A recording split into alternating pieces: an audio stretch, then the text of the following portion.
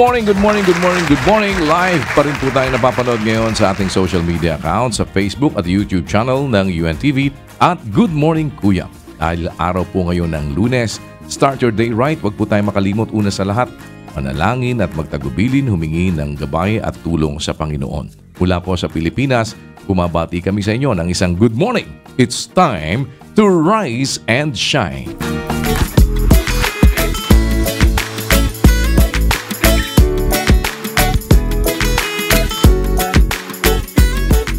Dahil araw po ng Monday, ang Rise and Shine po ay inyong napapanood. Ito po ay isa sa ating mga segments dito po sa Good Morning Kuya program. At ngayong araw po ay makakasama din natin ang ilan sa ating mga kapatid sa MCGI Taguig City Chapter para tayo po ay tulong-tulong na sumaklolo sa ating mga kapwa-tao na nangangailangan doon.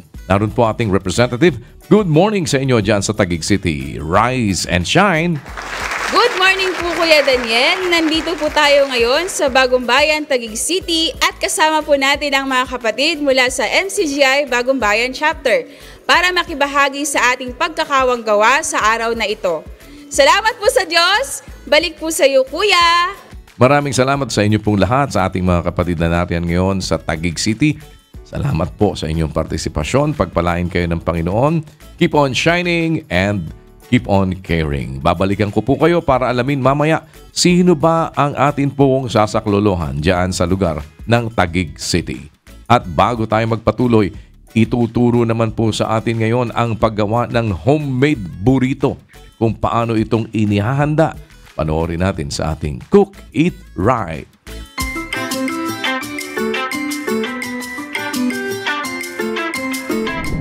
Good morning, Kuya Rise and Shine, mga kasambahay. Buenos dias! Dahil alam namin na maraming busy sa inyo, kaya magluluto tayo ngayon ng grab and go meal. Yes, this recipe is packed with flavors from the juicy grilled chicken, fresh veggies, at saka hindi natin kalilimutan ng cheese. Tama. Ang luluto natin ngayon ay burrito. Paborito. Tara, magluto na ta. Let's cook it right.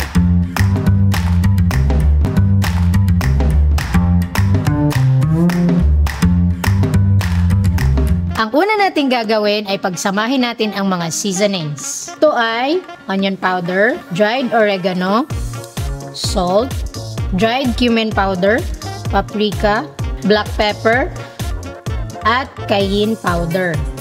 Haluin. Ngayon naman ay lagyan natin ng mantika ang chicken breast. Massage na natin yung chicken. Sunod naman ay ilagay natin ang ating seasoning. At i-massage natin ulit. So ngayon naman, simulan na nating i-sear ang ating marinated chicken breast. So sa pag-sear, maglagay lang tayo ng kaunting mantika sa mainit na kawali. Konting mantika lang ha. At saka siyempre, malakas yung apoy. At dahil luto na, ay pwede na nating hanguin at palamigin. At dahil malamig na, ay pwede na nating hiwain. At pagkatapos ay i-set aside. Sa parehong kawali, maglagay lang tayo ng kaunting mantika. Isunod naman natin ang sibuyas, garlic, red bell pepper, mashed beans, Haluin lang natin. at lagyan ng 1/4 cup water. At kapag kumulo na, ay ilagay naman ang ating sinet aside na chicken. At you will cook this for 2 to 3 minutes. Set aside lang muna natin to at i-grill na natin ang ating tortilla wraps.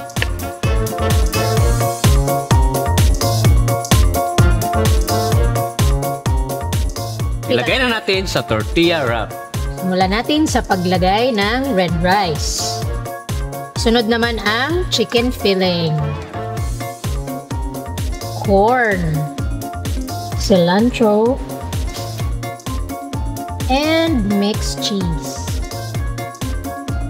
At balutin. Tapos, ibalot lang natin sa foil. Ngayon naman ay i-preheat natin ang oven for 180 degrees for 5 minutes. Tapos, lutuin natin ang burritos for 15 minutes. Ayan, luto na yung ating chicken burrito. Yes, at ang recipe na ito ay kilala rin sa pagiging portable meal kaya perfect ito sa mga busy na tao at gustong magtanghalian habang naglalakad. Tara, kasi busy ako. Kain na tayo.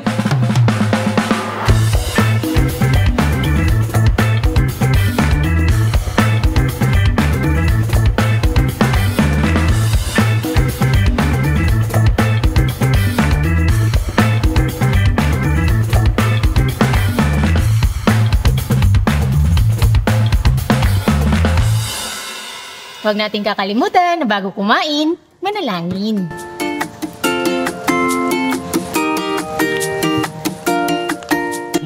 Por favorito. Señorito.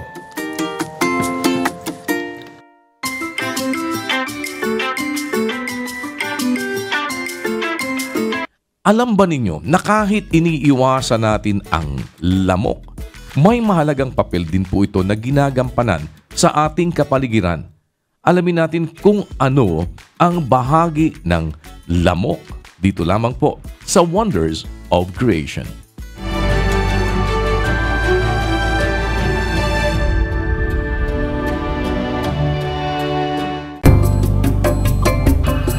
Ang mga lamok ay ang tinagurian ngayong number 1 sa lahat ng mga hayop that cause most death among humans. Ang kasalukuyang mga pag-aaral ay nagsasabi na mahigit 750,000 deaths ang naitatala sa isang taon dahil sa lamok. Maliban sa kirot ng kanilang kagat at pantal na naiiwan nito, nagdadala rin sila ng mga viruses na naipapasa sa tao o sa mga hayop na sanhi ng mga malalang mga sakit and eventually death. Ang malaria, yellow fever, dengue fever, at ang Zika ay ang mga pangunahing sakit na naidudulot ng kagat ng isang lamok. Ito rin ay ang mga pangunahing rason ng accumulated deaths over mosquito bites. May 4 na stages ang buhay ng isang lamok: egg, larva, pupa, at adult stage. In the first 3 stages, mosquitoes live underwater. Their adult life starts when they emerge from the water. This would also mean that they are ready to mate. Magkaiba ang lifespan ng lalaking lamok kaysa sa babae. Habang 1 linggo lang sa lalaking lamok, ang buhay ng babae ay umaabot sa 3 weeks dahil sa kanilang pagbubuntis at laying of eggs. Sa isang random interview survey na ginawa hinggil sa opinyon ng mga tao sa lamok, walang mabuting nasabi ang sinumang tinanong hinggil sa lamok, maliban na sa mga scientist. Ang lahat ay gustong i-eradicate ang mga lamok, ngunit may ibang opinyon ang mga eksperto. Scientists believe that mosquitoes have been in existence for a long time, though the oldest fossil is believed to be 79 million years old, way long before humans' existence. Sa kadahilan ng ito, scientists believe that it is impossible to eradicate them. They have survived through Earth's ever-changing and over-challenging history. Sa kabila ng lahat ng negatibong pagkakilala natin sa insektong ito, hindi maikakaila na ito ay gawa pa rin ng may likha. At sa ganitong perspektibo, makikita natin ang magandang role ng mga lamok sa sangkatauhan. Alam ba ninyong sa mahigit na 3,500 na species ng lamok, about 3/4 o 3/4 lamang ang nangangagat para sa dugo? Ang babaeng lamok lang din ang sumisipsip ng dugo para makapangitlog ito. With their multitude, ang pangunahing function ng mga lamok ay ang pagiging pollinators. Lahat ng mga lamok ay nagko-consume ng nectar, kahit ang mga babae. Kung mawawala ang mga lamok, a great imbalance to nature could be detrimental to agriculture and the produce of fruit-bearing trees. Ang mga lamok ay nasa pinakababa ng food chain. They are the primary prey of other animals in the upper level of the chain. Ang mga dragonflies, palaka, isda, at iba pang mga hayop ay kumakain ng lamok para mabuhay, at makakain din naman ng mga hayop na ito ng iba pang mga hayop na pangunahing pagkain ng mga tao. Kung mawawala ang mga lamok, isa na namang imbalance sa kalikasan ang maaaring maging threat sa mga tao. Ang isa pang tulong ng mga lamok ay ang pagde-decompose ng mga organic remains na nasa hindi malilinis na tubig. Nangingitlog ang mga lamok sa mga stagnant waters kung saan mayroong mga bakterya at iba pang mga organic matters. At ito ang pinangangainan ng kanilang mga larva at pupa. Recycling the nutrients and contribute to soil's fertility through their waste. Sa makatuwid, walang nilikha na walang halaga. Ang peste sa ating paningin ay isa sa nagre-regulate ng animal-plant population ng mundo. Nakakamangha that even the deaths of animals caused by this pest regulates balance in nature. This makes us all appreciate the perfection of the wonders of creation.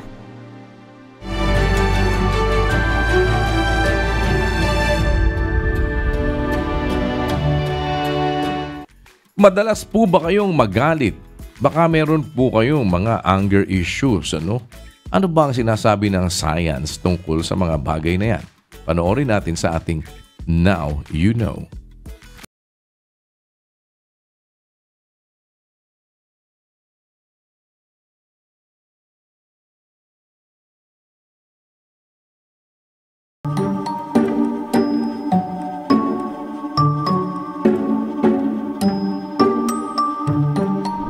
Mabilis ka bang magalit? O kaya naman ay palagi ka nalang galit? Baka may anger issues ka na. Pero ano nga ba ang anger issues?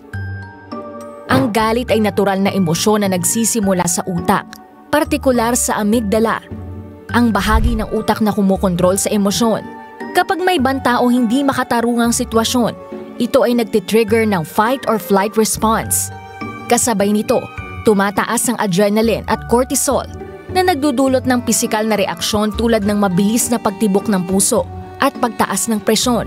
Ito ang nangyayari sa katawan kapag nagagalit, pero kapag nawala ng pagpipigil, maaaring magdulot ang sobrang galit ng malaking epekto sa ating buhay.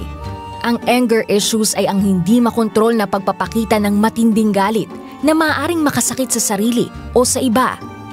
Ilan sa maaaring sanhi ng anger issues ay ang stress o trauma, hindi maayos na pagkontrol ng emosyon, pisikal na kondisyon tulad ng hormonal imbalance, at mental health disorders tulad ng depression at anxiety.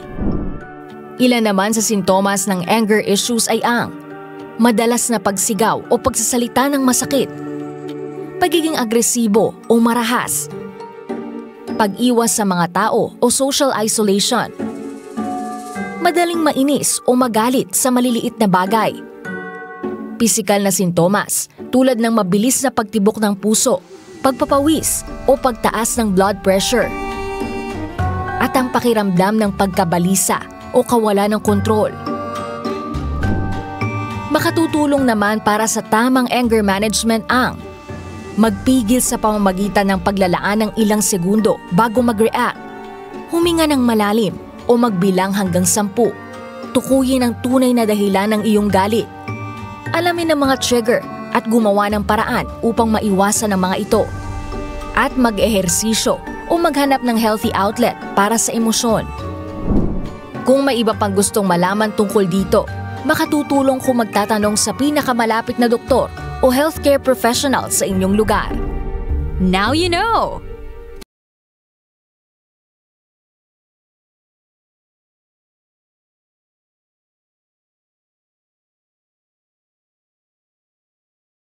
Sa pag-aaral, mayroon pong morning routine na makakatulong para mas maging productive tayo sa buong maghapon.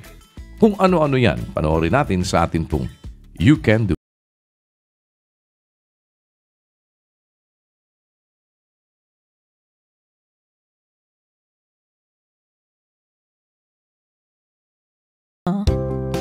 Good morning mga kasambahay! It's another day to be productive towards a more successful life. But have you ever wondered how successful people start their day? Narito ang ilang morning habits ng mga taong successful na pwede mong i-adapt sa iyong routine paggising sa umaga. Get up early.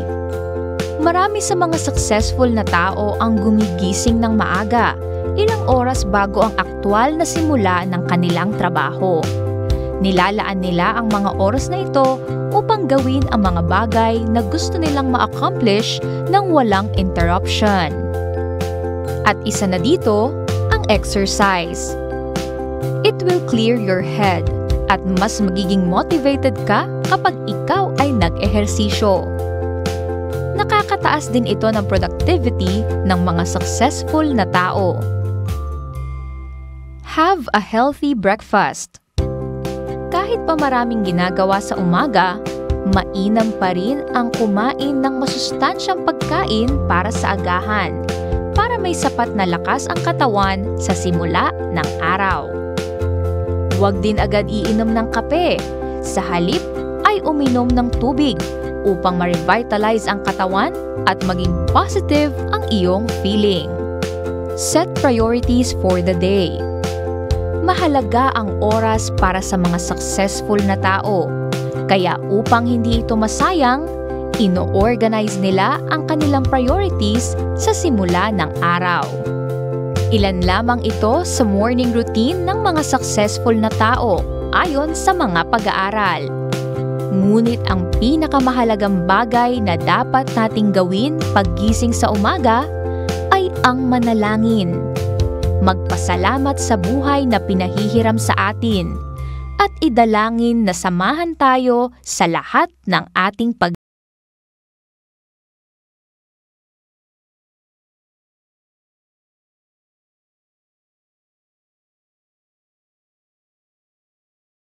na po natin ang ating mga kapatid sa dako ng Taguig City. Ating alamin sino sa ating mga kababayan ang atin pong sama-sama namang sasaklolohan. Kasama po ang members ng Church of God International o MCGI. Good morning once again. Rise and shine. Rise and shine po kuya at sa lahat ng ating mga kasambahay. Nandito po tayo ngayon sa Bagong Bayan, Taguig City upang magbigay ng lingap sa ating mga kapwa, partikular sa ating napiling beneficiary sa araw na ito.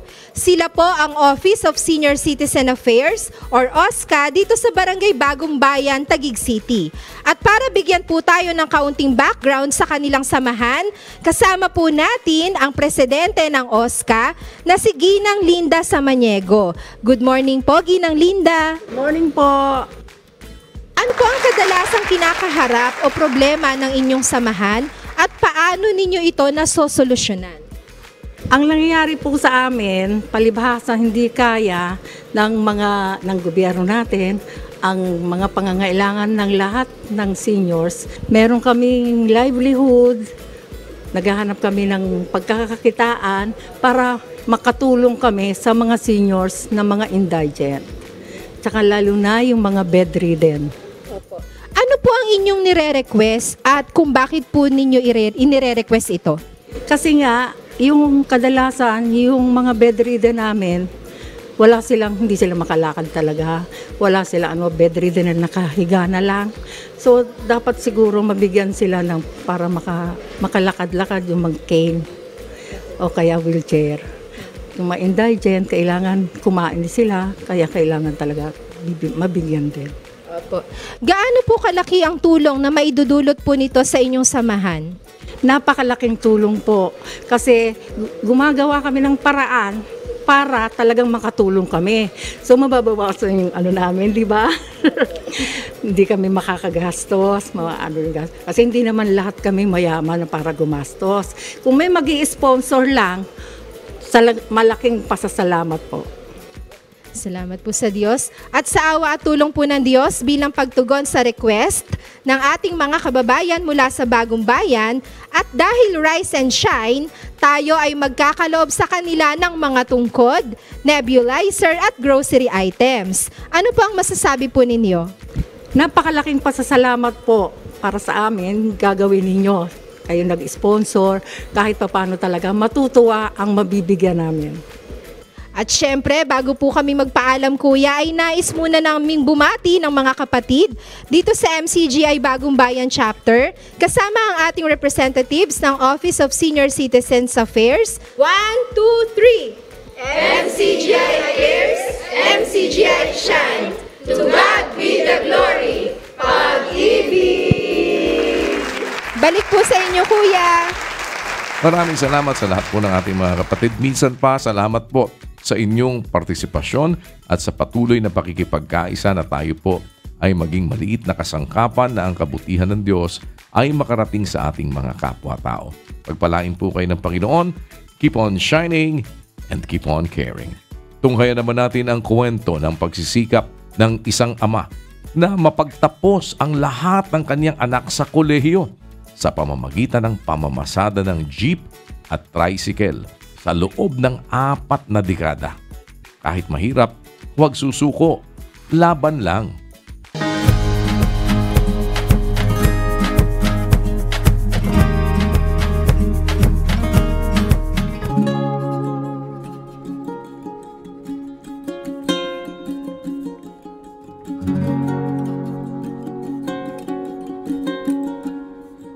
Ako po si Lenny Adoptante, 59 years old, nakatira sa Imus City, Cavite. Natuto po akong magmaneho sa tatay ko po dahil driver din ang tatay ko. Parang minana ko na po yun hanggang sa nagmaneho ako sa private. Maaga pa lang namamasada na ako. Inaabot din ng gabi. Yung kinikita ko po ay nakakatulong naman sa bahay dahil may mga kapatid akong nag-aaral, saka yung panggasto sa araw-araw, pamalengke. Pero nung mag-asawa po ako, napilitan na talagang kumayod na ng gusto. Kung maaari, doble na yung oras ng pamamasada. Nag-tricycle na nga po ako. Mahirap po talaga ang isang driver. Kasi pag umuulan, ganyan, mababasa ka, saka hindi naman pare-pareho ang ugali ng pasahero na nakaka-encounter ng mga pasaherong lasing o sa kalsada po kasi mahirap eh. Nandiyan ang away kadalasan. Pagka nagkakaroon ng problema ang tricycle o sasakyan, naplaplatan, mahirap po talaga. Pero awa ng Diyos at sa tulong, nakakaraos naman. Nadagdagan nga lang ng sipag. Sa ngayon po, ang routine ng pamamasada ko, gigising po ng maaga, mag-aalmusal, bago pagkahatid sa anak ko, namamasada na po hanggang hapon.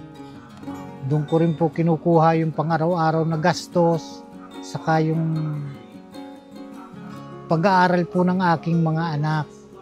Hanggang sa, ayun po, awa ng Diyos eh, yung panganay ko pong anak, nakatapos na rin po ng pag-aaral. Nag-aaral po sa La Verdad Christian School sa Pampanga. Sa tulong at awa po ng Diyos sa programa ni kapatid na Eli at ni kapatid na Daniel. Siguro po sa iba nakakahiya. Pero sa akin po, ang alam ko naman ay marangal na trabaho. Hindi naman nangaargabyado ng kapwa. At legal naman po. Yun, kaya hindi po naman ako nahihiya. Wala naman akong ibang alam na trabaho. Pinagsikapan ko rin pong sa tulong at awa ng Diyos ay makapagpatuloy ng paghahanap buhay, nakakaraos, nakakasurvive. Mahirap po pero kailangan. Sa loob po ng 4 na dekadang pamamasada ko, pagmamaneho, awa ng Diyos, na-aksidente po, nakakasagi, pero hindi naman po ako dumating sa puntong na-ospital sa pagmamaneho, na-aksidente ng malala. Yun po sa awa ng Diyos hanggang ngayon nakakapagmaneho pa naman. Ang inspirasyon ko po sa pamamasada at paghahanap po para masuportahan ko po ang aking pamilya, ang aking asawa at mga anak. Kailangan pong magpatuloy, laban lang sa buhay. Kailangan talagang maghanap buhay hanggat may kalakasan sa marangal na paraan. Maging mahinahon po tayo sa pagmamaneho dahil ang pagmamaneho, nandiyan po madalas ang away sa kalsada. Maraming nag-aaway, hindi nagkakabigayan, o kaunting problema lang, away na. Kailangan po talagang magtimpi tayo, mag-adjust ng sarili para maiwasan natin ang gulo. Ipagtiwala natin sa Diyos ang lahat natin ginagawa. Lakipan natin ng sipag at tiyaga, laban lang.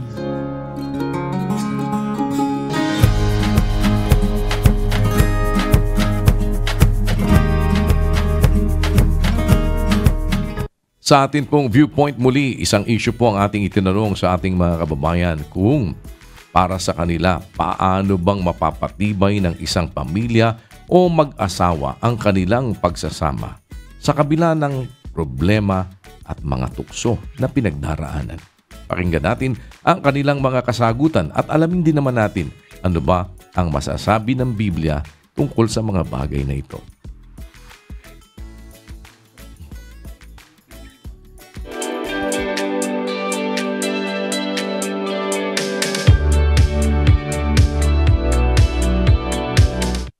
Pagmamahal at tiwala sa kapwa. Tiwala lang at pagmamahal. Respeto sa isa't isa, give and take. Tiwala lang sa Diyos. Andun pa rin yung pagmamahalan, tunay na pagmamahalan nyo.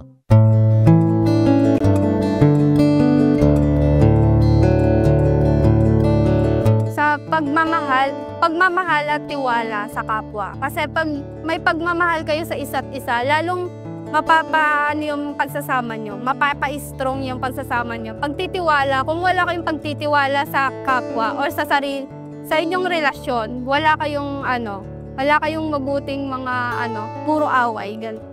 Siguro laging magtiwala, kahit anong problemang dumating, siguro lumaban lang. Ganon, at laging magmahalan kahit anong problemang dumating.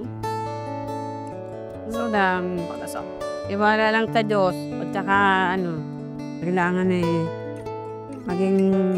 magtulungan ng mag-asawa. Yung kung ano yung problema, pag-usapan ng mabuti, hindi dinadaan sa away, ganun, sigawan. Isipin ng pamilya yan, lalo na pag may anak, yun lang. Pinakamagandang maisasagot ko siguro, dalawa lang naman yung maisasagot ko dyan. Para mapagtibay ang pagsasama ng pamilya, tiwala lang at pagmamahal. Yun lang, wala nang ibang reason para mapatibay mo yung pagsasama ng buong pamilya. Tiwala sa isa't isa at pagmamahal.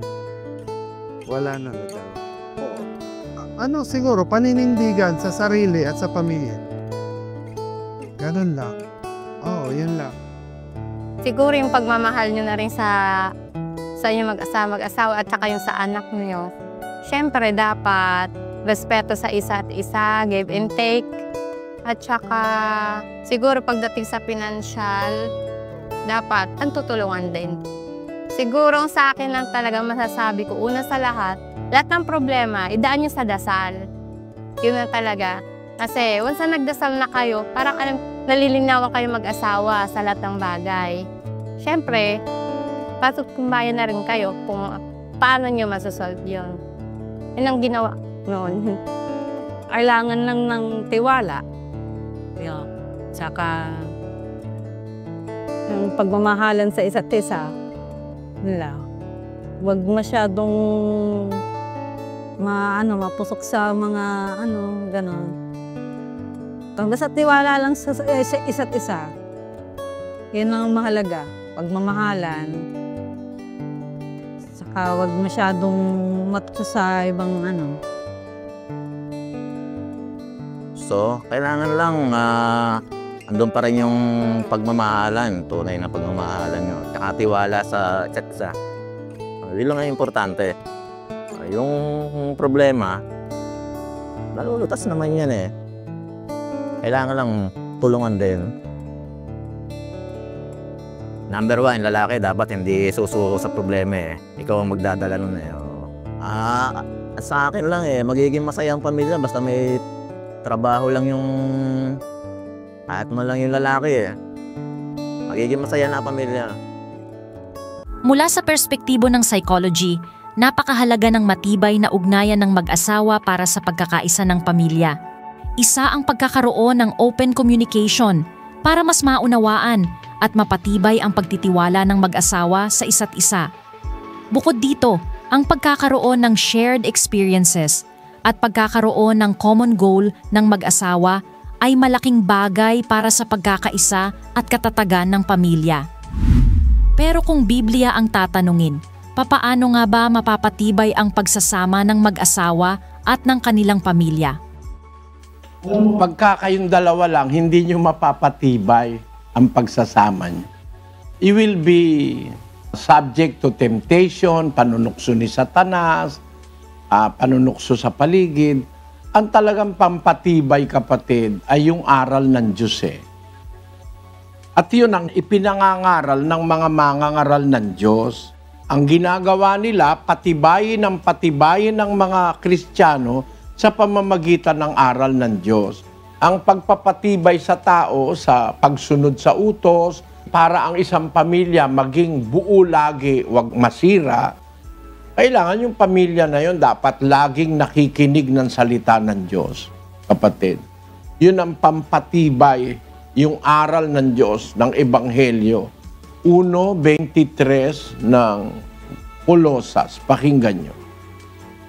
Kung tunay na kayo'y mamamalagi sa pananampalataya na nababaon at matitibay at di makilos sa pag-asa sa Ebanghelyo na inyong narinig. Yun. Ang Ebanghelyo na naririnig nila, sabi ni Pablo, kung kayo'y mamamalagi sa pananampalataya, nababaon at matitibay.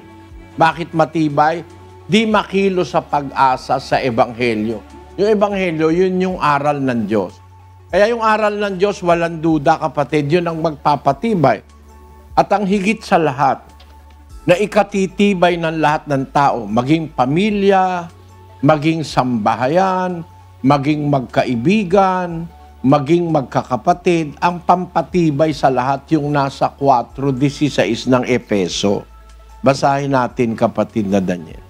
Na dahil sa kanya'y ang buong katawan na nakalapat na mabuti at nagkakalakip sa pamamagitan ng tulong ng bawat kasukasuan, ayon sa paggawang nauukol sa bawat iba't ibang sangkap, ay nagpapalaki sa katawan sa ikatitibay ng kanyang sarili sa pag-ibig. Ang ikakatibay ng lahat ng nasa iglesia, yung pag-ibig. Iibigin mo ang Diyos una sa lahat, iibigin mo ang iyong kapwa, ibigin mo asawa, ibigin mo anak, iibigin mo ang kapatid, iibigin mo pati kaaway. Ang pampatibay ng Diyos sa lahat ng samahan sa iglesia, maging mag-asawa, maging magkamag-anak, pamilya, o maging iglesia sa kapatiran, ang pampatibay ng Diyos ay ang pag-ibig. Pag yun ang namamayani, matibay ang sambahayan, matibay ang kapatiran, matibay ang isang organisasyong sa loob ng samahang sa Diyos. Pag ang namamayani, pag-ibig, sa ikatitibay ng kanyang sarili sa pag-ibig. Ang pag-ibig ang nagpapatibay sa lahat ng function ng nasa iglesyang totoo. Yung pagpapatibay, yun ang buklod ng pag-ibig eh. Ang pag-ibig parang buklod. Tingnan mo yung tingting. Yung tingting, madaling maputol yun. Pero pag pinagsama-sama mo yung tingting, binuklod mo, matibay yun, hindi mo basta mababali yun. Ang sabi ni Pablo sa Colosas 3:14, At sa ibabaw ng lahat ng mga bagay na ito ay mangagbihis kayo ng pag-ibig na siyang tali ng kasakdalan. Ayon, magbihis kayo ng pag-ibig na siyang tali ng kasakdalan. The bond of perfection. Wala ka nang kulang pa pagka natutunan ng asawa, anak, magulang, kapatid, bayaw, hipag, ang pagsasama sa ilalim ng pag-ibig na itinuturo ng Biblia, kapatid.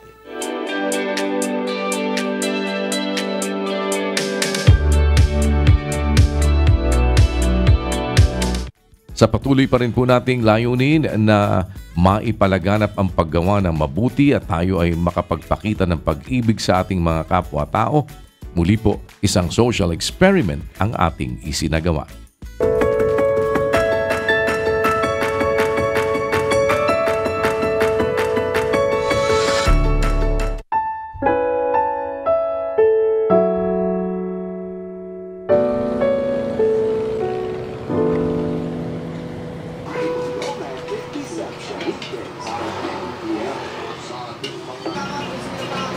Lola, wala na po ba tayong ulam? Ay, wala na. Ito lang tuyo kasi wala na tayong pera. Hello? Ano sa'yo raw?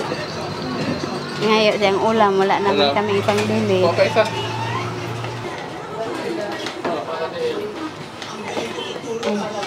Salamat sa Diyos, sir.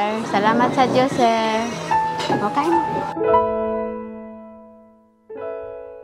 Looy mga tanawon nga, nagkaon ra nga tuyo ra ba. So nakita ko nako na napod may kwarta gamay doa. So napalit lang pug sudan para sa ila. Si Lord ma'am, malipay po ma'am napay nami natabangan po ubang tao. Nagpasalamat ako ma'am sa Panginoon na meron ako natulong. Sir, salamat sa Diyos. Sa abala niya ng pagbigay ng pagkain, ulam. Yung kagkok.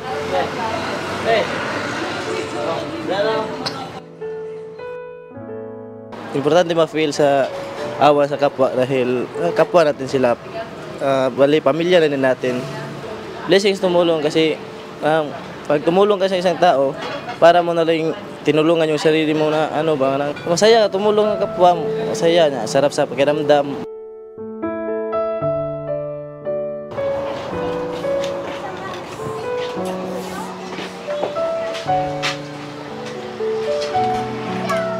Ma'am, salamat sa Diyos. Binigyan mo kami ng ulam. Kung pwede po nga may may more than pataih kahatag sa ila. Hindi lang man butang ta materials, kung may naalang tangan naman po din ato ihatag, di ba? Ang pera kasi madali lang makita, pero ang tulong mo sa kapwa mo hanggang tumutulong ka, hindi na yan mawawala sa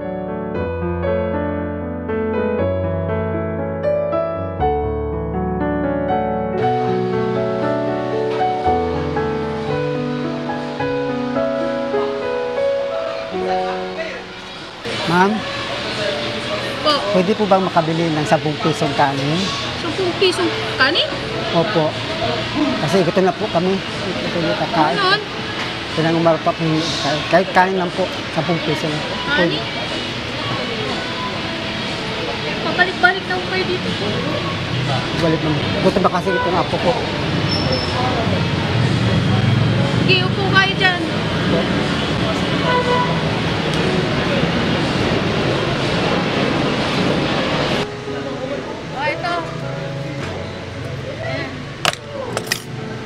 Pwede pong makain ng tuyo? Kumain ka kung gusto mo. Yan ang pwede sa inyo. Hindi ka na-order ng Dandahan lang ha. Dandahan lang. Mamaya ako makatrabaho sa lolo.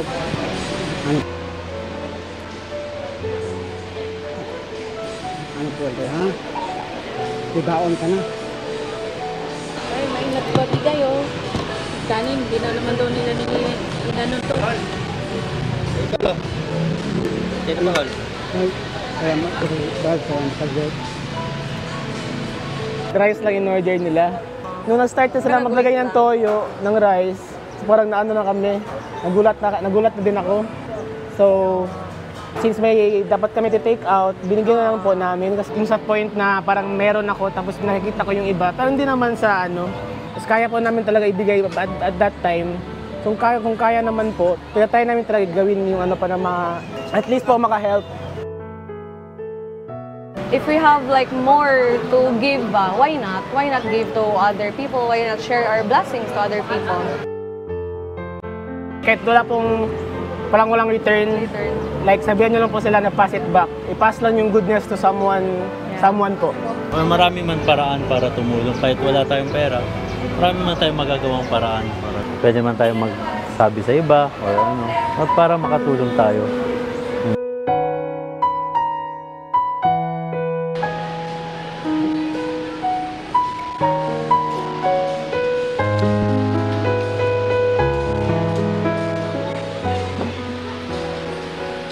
Salamat po sa Diyos.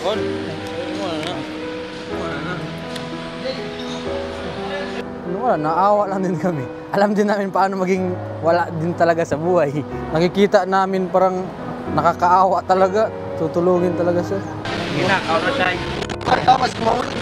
Salamat po sa Diyos. Salamat po sa Diyos. Maawa talaga. Importante talaga yan. Kasi sila wala. Ano man meron tayo, binigay ng Diyos. Share na lang din natin sa iba.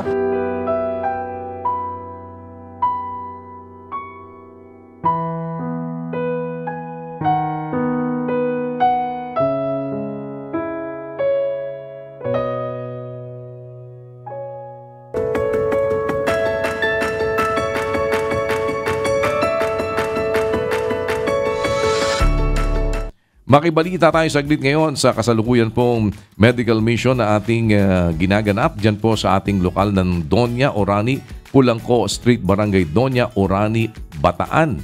At ito po ay nagpasimula ng registration kanina pang alas 5 ng umaga. Tatagal po ito hanggang mamayang 9 o'clock in the morning. Ito po ay bukas para sa lahat. Regardless kung ano man po ang inyong relihiyon, ano man ang inyong kulay, lahi, wika, o ano man ang inyong political affiliation, maaari po kayo makapagsadya dito po sa ating ginagawang medical mission. At libre po ito. Wala po kayong aalalahaning anuman. At makibalita po tayo sa ating mga kapatid na naroroon. Yes, Kuya Daniel, good morning po sa inyo. At ito po ang aming balita mula po dito sa ating MCGI Clinic na matatagpuan po sa Pulangco Street, Barangay Doña Orani, Bataan. Since ngayon po ay Monday, tayo po ngayon ay bukas para maglingkod sa ating mga kababayan na mag-a-avail po ng lahat ng mga services po natin dito na ma-avail po nila ng libre. Mula po yan sa pediatric and adult consultation, sa medical, pati na po sa dental, meron tayong bunot, cleaning, at libreng sukat po ng dentures po ngayon. Nandyan din po yung ating optical services, libreng konsulta sa mata, at libreng salaming pangbasa sa mata. At siyempre yung ating mga libreng gamot na ipagkakaloob sa mga pasyente po nating bibigyan naman ng reseta ng ating mga doctors. At nakaantabay din po ang ating MCGI Law Center para po sa mga concerns naman ng legal ng ating mga kababayan. Ibig nila magpakonsulta sa abogado. Meron tayong abogado po na makakausap po sila sa oras po na ito. At syempre, meron pa po tayo ibang mga services po. Nandyan po yung ating ECG, meron tayong CBG at pati na po yung libreng gupet po natin mamaya. At syempre, hindi mawawala ang masarap at mainit na lugaw na ipinagkakaloob natin sa lahat ng mga pasyente po natin sa umaga pong ito. Atid sa atin yan syempre ng mga kapatid sa MCGI. Ayan, at yung mga abutin pa po ng tanghalian mamaya, ay syempre ipaghahanda pa po natin sila, Kuya Daniel. At meron pa po silang libreng lunch para po sa mga magpapakonsultang abutin pa ng tanghalian mamaya pong tanghali. Ano?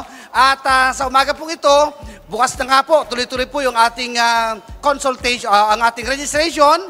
Nagpasimula nga po yan ng 5 o'clock in the morning hanggang alas 9 po yan. Lahat ng mga makakapasok sa oras po na yon, makakapagpa-register ng mga pasyente po natin, yan po ay tatapusin po ng ating mga doctors, ng ating mga optometrists at ng ating mga dentist na sila po ay mapaglingkuran sa umaga pong ito. Dahil every Monday, nakaantabay po tayong palagi dito po sa ating MCGI Clinic. Kaya sa ating mga kababayan na nandito lang naman po sa paligid po ng Bataan at yung mga kadugnog na lugar po natin dito, kayo po ay aming malugod na inaanyahang magpunta po kayo dito. Pwede po nating i-google ang ating pong lugar. Para sa mga nagtatanong kung saan tayo matatagpuan, pwede niyo pong i-google po ang ating lugar, Members Church of God International o kaya MCGI, Doña. Makikita nyo na po yan dyan at pwede nyo na pong puntahan. At may nakaantabay din po tayo na libreng sakay sa tricycle na nakaantabay po dyan sa may kanto lang po ng highway, papasok dito sa ating lugar para po makapagsakay naman ng libre sa ating mga pasahero o mga pasyente na mga magpapakonsulta po dito sa ating clinic. At pagkatapos naman po niyan, yung mga papunta naman ulit, babalik ng highway, sila po ay ihahatid din po ng ating 2 tricycle na naglilingkod po ng libre sa ating mga pasyente. At yan muna ang aming update sa inyo, Kuya Daniel. Balik po sa inyo dyan sa studio. Maraming salamat po sa lahat ng ating mga kapatid na nandyan ngayon mula po sa members ng Church of God International o MCGI dyan sa lokal ng Doña, Orani, Bataan. Tuloy-tuloy po yan hanggang mamaya at meron pa po tayong kaunting panahon para tayo makapagparehistro. Hanggang 9 o'clock po ang ating registration. Maaari pa po kayong humabol. At yan naman po ay libre. Wala po tayong hinihinging anumang bayad o anumang kapalit.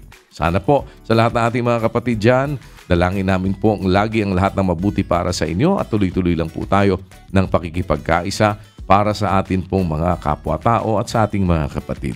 Keep on shining and keep on caring. At ulitin po natin ang ating paanyaya para mamayang gabi. Umpisa na po ng ating mass indoctrination. Pag-aaral po ito ng mga doktrina ng ating Panginoong Hesukristo. Alas 7 po ng gabi. Sana mapaunlakan niyo po kami. Mamaya po yan, 7 p.m. Philippines Standard Time. Ang segment nating Rise and Shine ay inyo po napapanood every Monday, 6 o'clock in the morning dito po sa programang Good Morning Kuya. Tuloy-tuloy po ang ating mga public services sa ating serbisyong bayanihan, Monday to Friday. Alas 4 naman po ito ng hapon. Dito pa rin po sa UNTV. And every Friday naman po, meron tayo dyan po sa ating MCGI Charity Center sa Marikina. Yan po ay alas 5 ng umaga din hanggang alas 9 ang ating pong registration sa number 141 E. Rodriguez Avenue, Marikina City. At maaari po kayo makapagsadya dyan po sa ating lugar dyan. Sa ating po namang Diagnostic Center sa MacArthur Highway, Barangay Sampaloc, Apalit, Pampanga. Monday to Thursday, 10 o'clock po in the morning to 12 noon ang ating pong registration. And every Friday, 5 o'clock to 9 o'clock din po ang ating registration. Monday to Friday po yan ay nag-ooperate. Samantalang every Monday naman po ay nakakasama ninyo ang ating pong medical mission diyan po sa ating lokal ng Doña sa Orani, Pulangco Street, Barangay Doña, Orani, Bataan. Ganun din po ang registration natin 5 o'clock in the morning to 9 o'clock. On that note, muli po nagpapasalamat kami sa inyong naging pagantabay pero hindi pa po tapos ang Good Morning Kuya. Natili pong nakaantabay sa iba pa nating mga segments para po sa araw na ito. In the meantime, kami po ay pansamantalang magpapaalam, mananatili pa rin po na sa Diyos ang lahat ng karangalan at kapurihan magpakailanman. Iiwan namin sa inyo ang isang awiting nagpapakita ng labis na pagtitiwala sa magagawa ng Diyos sa kanilang rendition ng medley ng awiting Story of My Life at To You I Give Myself. Narito po ang Pento Melodico para sa ating On a Good Note. Maraming salamat po. To God be the glory. Good morning.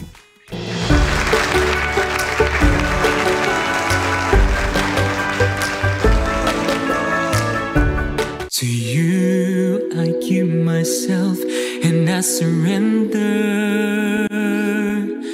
'Cause I'm nothing if not under your care. The best of me happens only when we are together. I can never make it if you're not there.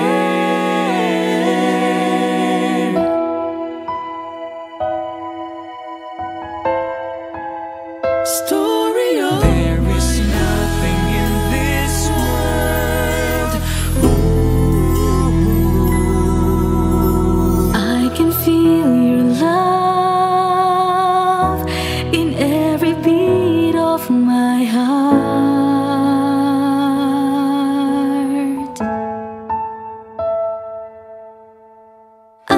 seen your ways and how you guided my path.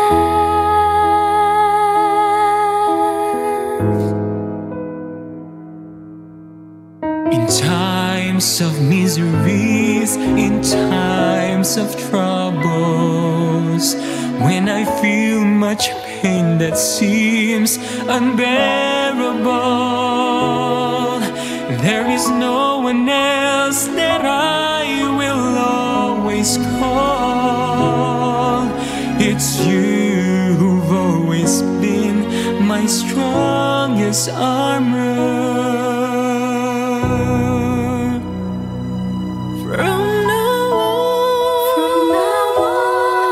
Till the last breath of my life, all I want is be with you and never leave your side. I beg you, please take me wherever you go. I'll follow your lead. I'll follow your lead. Give me the story of my life.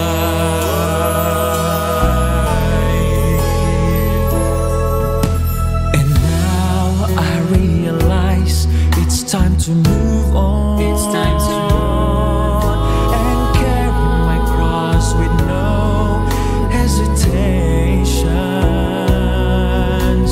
I need to be just what you want, standing firm on my ground. Hold my hand and let me be